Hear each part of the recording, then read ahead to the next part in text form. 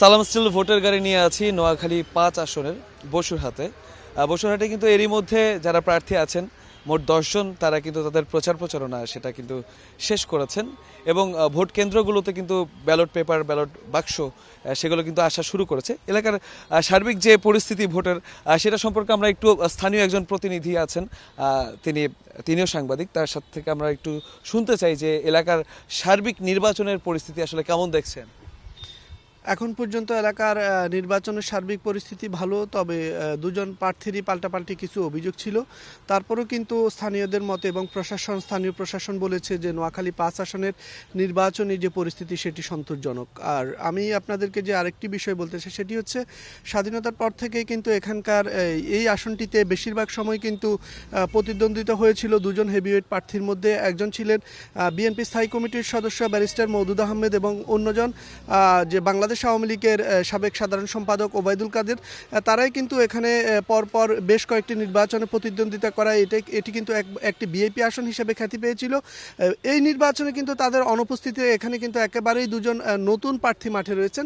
এর মধ্যে একজন হচ্ছে বিএনপি মনোনীত দানের শীষের প্রার্থী ব্যবসায়ী ফখরুল ইসলাম, আর আরেকজন হচ্ছে জামায়াতের প্রার্থী অধ্যক্ষ বেলায়েত হোসেন। তো এটি ব্যারিস্টার মওদুদ আহমেদের এলাকা হিসাবে অনেকটাই বিএনপির দাবি যে এটি বিএনপি অধ্যুষিত এলাকা। তবে এই তাদের দাবির সাথে টাক্কা দিয়ে কিন্তু এখানকার যে জামায়াতের প্রার্থী ছিল অধ্যক্ষ বেলায়েত হোসেন, তিনি কিন্তু ভোটের একেবারে প্রথম থেকেই কিন্তু মাঠে ছিলেন এবং অনেক আগ থেকে তিনি প্রচারণা শুরু করেছেন।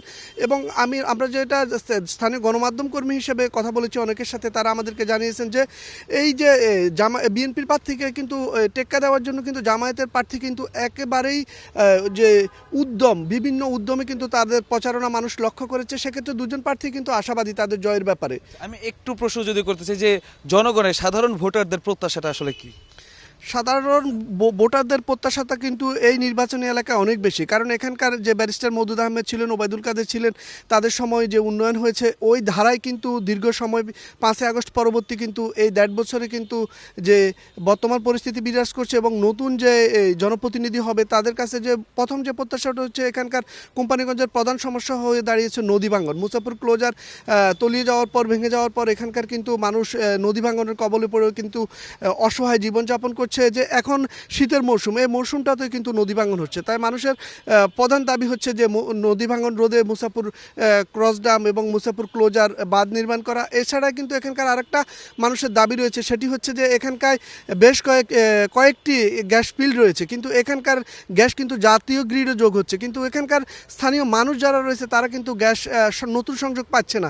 এছাড়া যারা পুরাতন যারা যে গ্যাসের গ্রাহক রয়েছে, তারাও কিন্তু যে তাদের চাহিদা অনুসারে কিন্তু গ্যাস সরবরাহ পাচ্ছে না। এটা কিন্তু যে বাসাবাড়ি রয়েছে, এখানকার যে বাণিজ্যিক যে সংযোগগুলো রয়েছে, তারা কিন্তু নানামুখী সংকটে পড়ছে গ্যাস সংকটের কারণে। ধন্যবাদ আপনাকে।